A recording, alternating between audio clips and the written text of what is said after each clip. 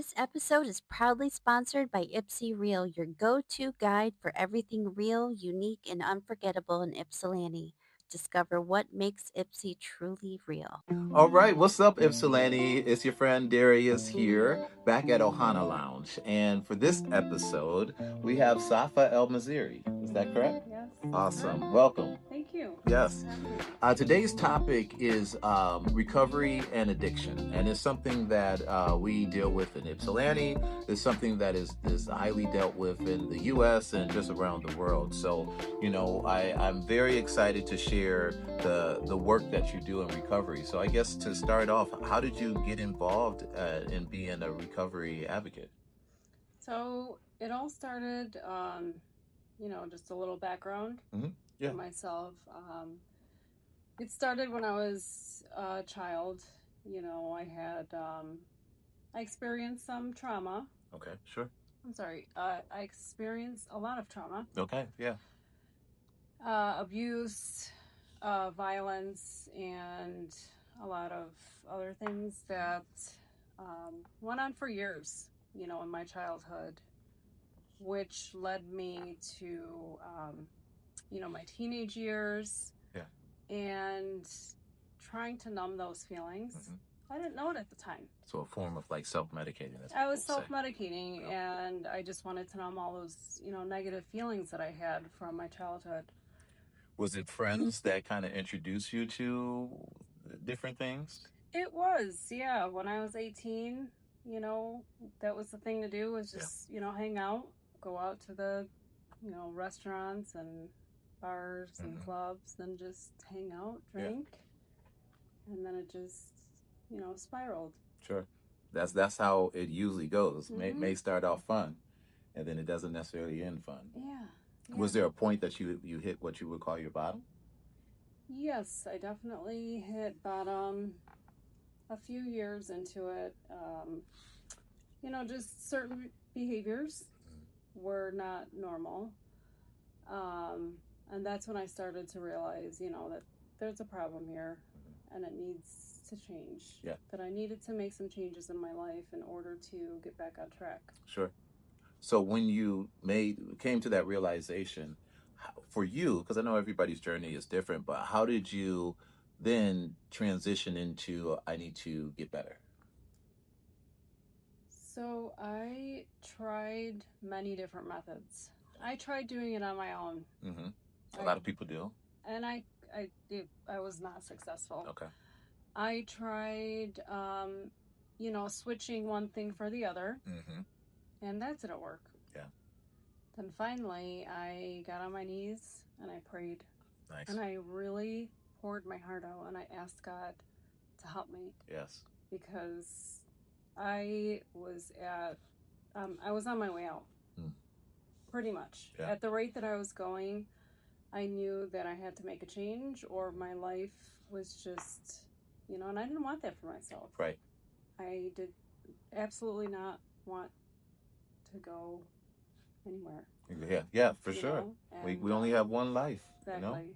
Exactly. So did you check yourself in somewhere? Did you just start going to AA classes? Like, what was it for you? It's funny. I finally made that decision. God gave me the strength to make that decision and to take action. And finally, yes, I did go to treatment. Okay. And I drove myself to the treatment center, and the lady said, "I'm sorry, we don't have any beds." And I looked at her and I said, I'm not leaving until I'm sober. Nice. She said, "But we don't have beds." I said, "I'm sorry, I'm not leaving until I'm sober." So she said, "Okay, have a seat." A few hours later, she said, "Okay, we have a bed open, but you have to pay cash." Okay. So that's a whole different subject. Yeah. So whatever it took, I was willing to do. Yes. And I used to tell family members or, ex-husband, once I get sober, my whole life is going to change. Everything is going to change. Yeah. That's good that you knew in your spirit that was on the other side. Oh, yes. Yeah. And I was ready. I knew it was very scary. Yeah. It was a scary thought, but I knew that was very necessary. How long ago was this? 13 years ago. Wow, congratulations. Thank you. That's awesome. You feel like a different person? Oh, absolutely. Nice. Oh, Yeah. everything has changed. Mm-hmm. You know, because for years I just I fell into that hole. Yeah. Yeah. And it was just a vicious cycle. And I became unsuccessful with many things that I wanted to be successful at. Mm-hmm. Mm-hmm. So I feel like I wasted many years, but that made me who I am today. For sure. For sure. And those years can be restored.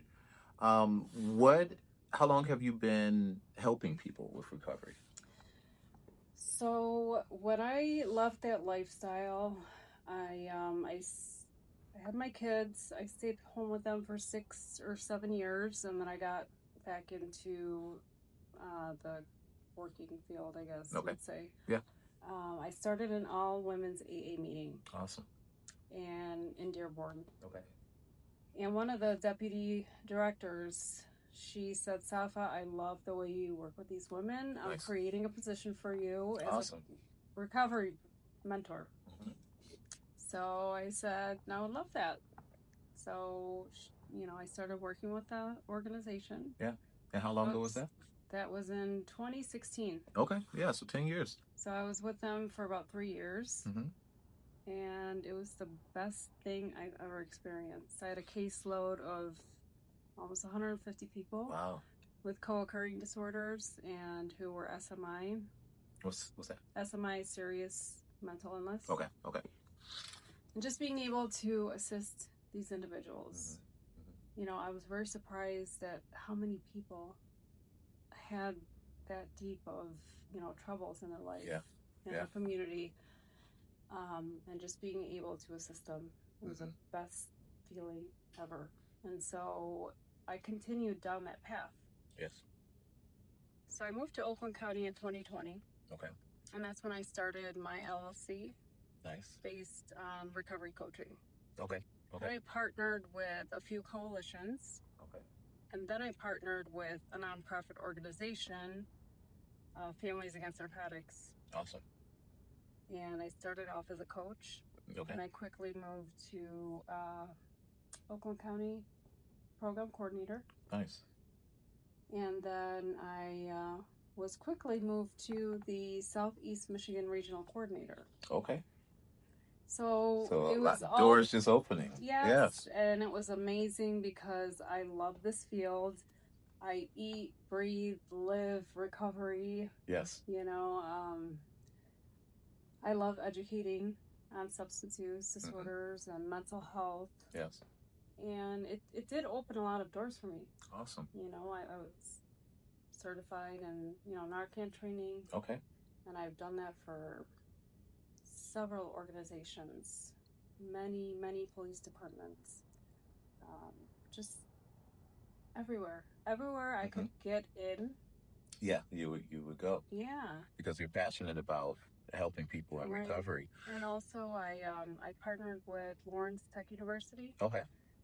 So I was asked to create a workshop and interactive workshop with the Physician's Assistance Program. Okay, nice. And that was fun. Because I created it from ground zero, and it was very interactive, which made it very interesting. Mm-hmm. We discussed substance abuse. Okay. Co-occurring disorders again.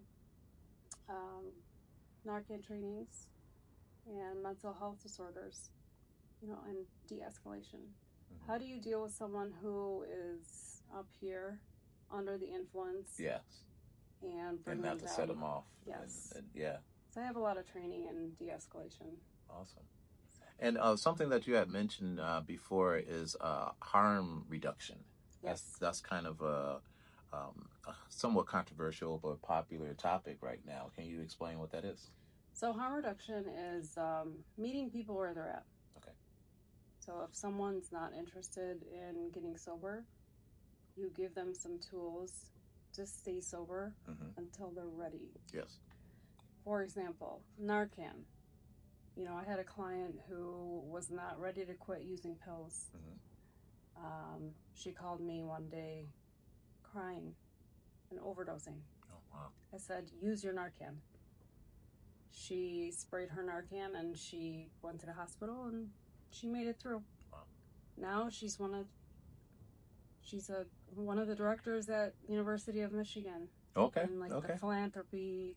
Excellent. Whatever it is, Yeah. she's doing very well. Awesome. So that's what we say is you give people the tools. It can be Narcan, it can be fentanyl test strips, it could be xylazine test strips, anything to keep them sober. Yes. You know, because they're buying things, pills, drugs, whatever it is, off the streets. Yes. Yeah. And we have a problem called fentanyl. Yes. 80% of everything in the streets that's sold is laced with fentanyl. Wow. And you could die from touching that, right? Yes. That's if crazy. it is ingested in your skin and you have skin that you've recently washed. Mm-hmm. Okay, so open pores type of thing. Open pores, yeah, or if you have sweaty skin, it is, it is lethal. So you're getting ready to come out with your own podcast. Yes. Tell us about that. What's the name? Who's going to be on it? So the podcast is called Code Recovery 1. Awesome. What does that mean? To you? Yeah. To me, Code Recovery 1 is, so there's Code Blue, right? And then there's Code White, there's Code Red. There are different codes. Yes. Right? It's in the medical, law enforcement, and all of that. And, in one of my roles as being the Southeast Michigan Regional Coordinator, I worked a lot alongside with law enforcement and healthcare workers. So I thought to myself, what can I do to bring my podcast into fruition? Yes. With the structure that I wanted it to be. Yes. So I thought Code Recovery because it's going to be recovery based. Awesome. Yes. And so one is we're all united. Nice. We're all here working together to assist individuals or family members or whoever it is that is looking for resources. So the whole purpose of the podcast is to provide resources to the communities. That's awesome. Yeah. That's awesome. Thank you. What type of guests can we expect? My guests they'll be people in recovery. Okay. They'll tell their stories. Awesome. Law enforcement. Okay. The reason I chose law enforcement is because now they're starting to adopt different programs that help individuals get the treatment that they need. Yes. And it's good for us all to know what those are, and it kind of takes the stigma out of relationships between law enforcement and people going through addiction. So I want the community to understand that law enforcement, they're not the enemy. As some people, have that mentality. They're in this, they're in it. We're all in this together. Right. So adopting, different police departments adopting different programs that assist people, they're compassionate. Yes. They've shown that so many times, during the time that I've worked with them. Okay. That's great. And it's beautiful. Yeah. To see that transition. So there'll be law enforcement, there'll be healthcare workers. Okay. Maybe ER personnel, medical directors, just speaking of what they see, and therapists. Okay, that's awesome. Well, we can't wait. Code Recovery 1 coming soon. Thank you very much, Safaa. This is just a overview of about who you are and what you're doing, and from here, everyone can tune in to your new show. So best wishes with that, and thanks for stopping in. Thank you, Darius, for having me. And that's what's up, Ypsi. We will see you next time.